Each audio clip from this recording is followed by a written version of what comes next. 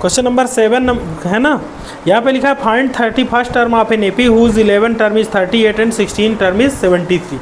11th term कितना दिया है, देखो अपन पढ़ रहे हैं 5.2 क्वेश्चन नंबर 7 है ना, इम्पोर्टेंट क्वेश्चन है एमपी के लिए, एमपी 2024 है ना, एक अच्छा सा क्वेश्चन है, ठीक है।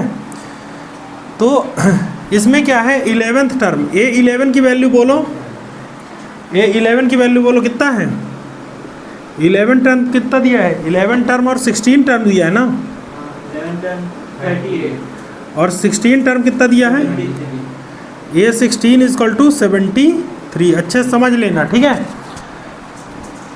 एक चीज़ बताओ, A11 को A प्लस 10D लिखते हैं कि नहीं लिखते, equal to 38, equation number 1। A16 यानी A प्लस 15D, इसकी वैल्यू कितनी है 73, ये इक्वेशन सेकेंड। क्लियर हो गया।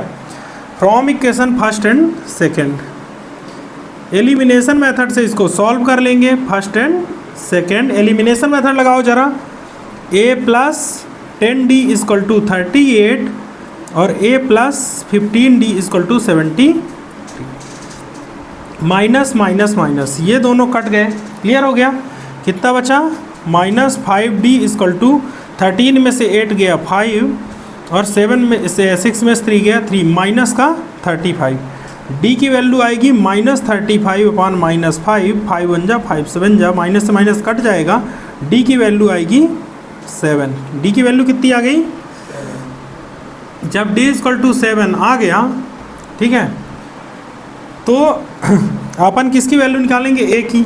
Putting the value of D, putting the value of D in equation first में D की वैल्यू रख दो, A plus 10D equal to 38। A की वैल्यू तुम्हें पता नहीं है, D की value 10 into 7 equal to 38। A plus 70 equal to 38, A equal to 38 minus 70 कितना हो गया ज़रा बताना। A की वैल्यू हो गई 32, वो भी माइनस की, कितनी आ गई, माइनस की 32। हमें 31st टर्म निकालना है, A 31, 31st टर्म की वैल्यू होगी A प्लस 30D।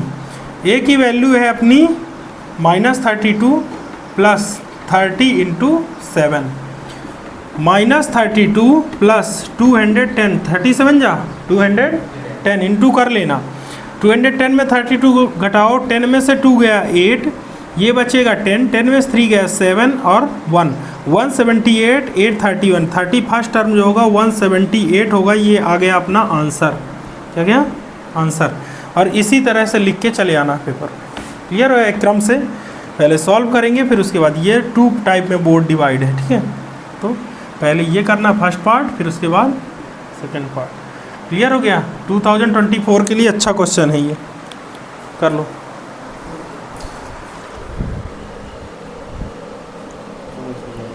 एक क्वेश्चन नंबर 8 है, ठीक है, ऑन कर दिए।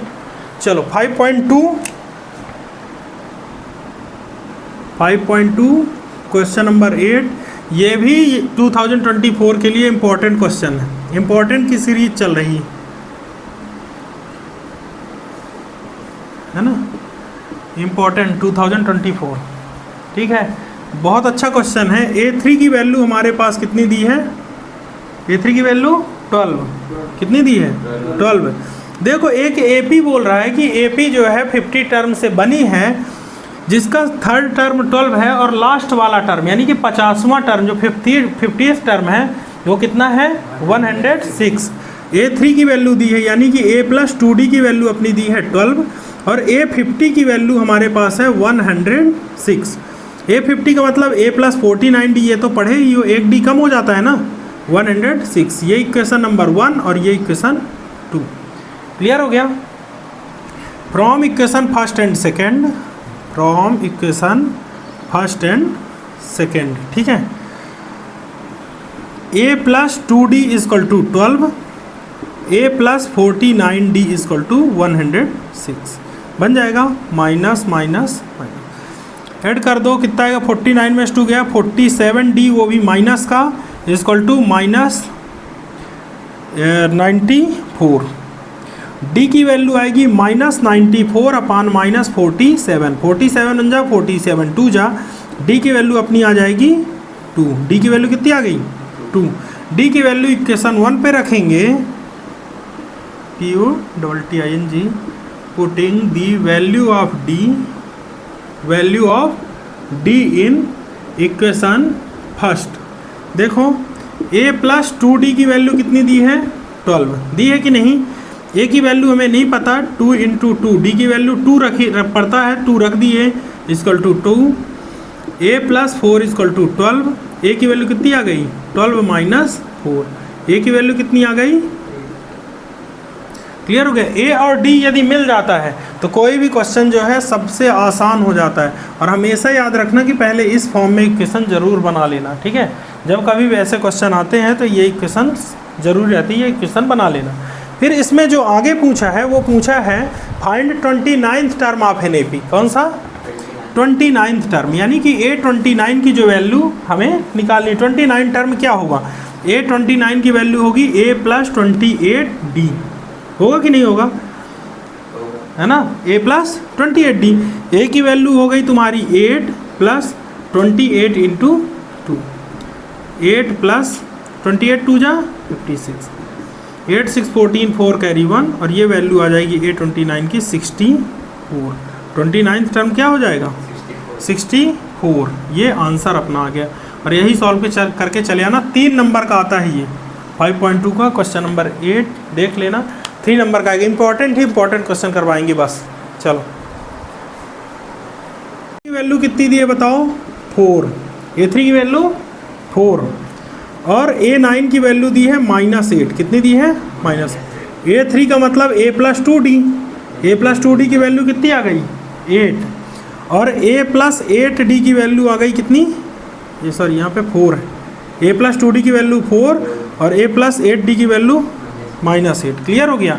ये इक्वेशन 1, ये इक्वेशन 2, देखना from equation first and second, equation पहले और दूसरे से अपन देखेंगे A plus 2D equal to 4, elimination method लगा लेना, A plus 8D equal to -8, elimination method लगाओ, माइनस माइनस और ये प्लस, ये दोनों कट गए, -6D बचा, कितना बचा -6D इक्वल टू प्लस का 12। देखो ये माइनस था, इस माइनस को अपन ध्यान नहीं देंगे, रीजन है कि उसका साइन बदल के क्या हो गया प्लस, तो 8 भी प्लस का है, 4 भी, तो यहाँ 12 आ जाएगा, D की वैल्यू आएगी 12 अपान -6। देखो यहाँ पे 6 माइनस का क्यों है, क्योंकि यहाँ पे 8 के नीचे क्या है माइनस, D की वैल्यू आ गई -2, D की वैल्यू कितनी आ गई।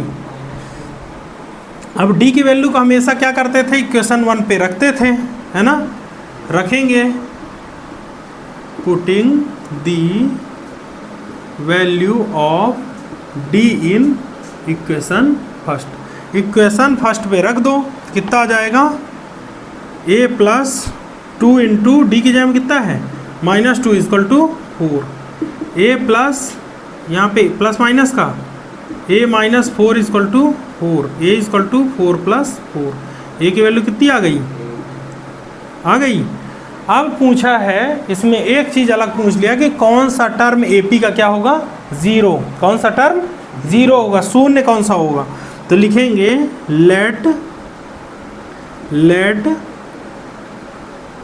ठीक है, nth term of an AP, nth term of an AP भी 0, nth टर्म क्या होगा 0 होगा।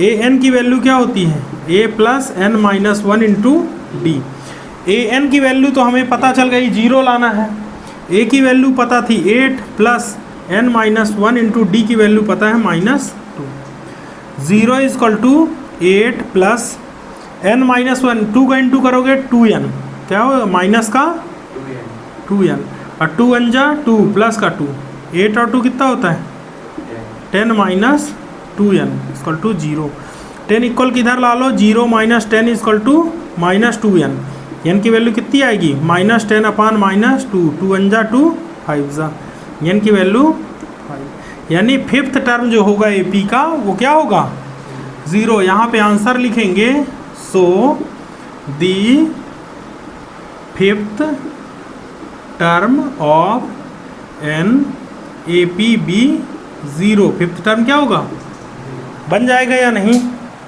समझ पे आ गया। चलो आएंगे, ठीक है।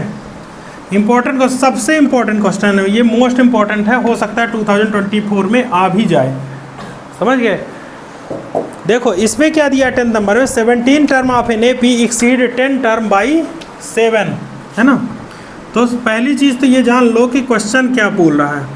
क्वेश्चन नंबर 10 जिसका बहुत इंपॉर्टेंट है, बोल रहा है कि 17th term of an A P जो है, ए पी का 17वां टर्म क्या है, 10th टर्म से 7 ज़्यादा है। कितने से, 10th टर्म से 7 ज़्यादा है, यानी ए 10 से 7 ज़्यादा है। हमें सिर्फ कॉमन डिफरेंस निकालना है। क्या निकालना है, कॉमन डिफरेंस। क्वेश्चन समझ पे आ गया। एमपी बोर्ड वाले बात सुन रहे होंगे तो बोले पेपर बना रहे हैं, ये पेपर में आएगा, एग्ज़ाम में श्योर है। 10th लगभग 90% चांस है, यदि पिछले पेपर पे नहीं आया 2023 में 100% 24-25 वाले पेपर में आएगा। 24 मत लिखो, 25 का एग्ज़ाम होगा ना, तो 25 के एग्ज़ाम में 100% ये क्वेश्चन आएगा 5th चैप्टर से। A17 term of an A P जो है वो 10th टर्म से 7 ज़्यादा है। A17 की वैल्यू क्या होती है, a + 16d, a + 16d equal to a + 9d + 7। Clear हो गया।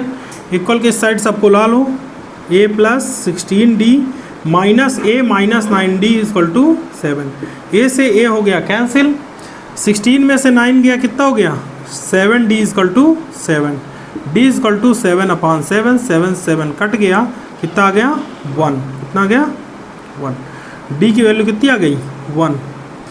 क्लियर हो गया, यानी कि so common difference equal to 1।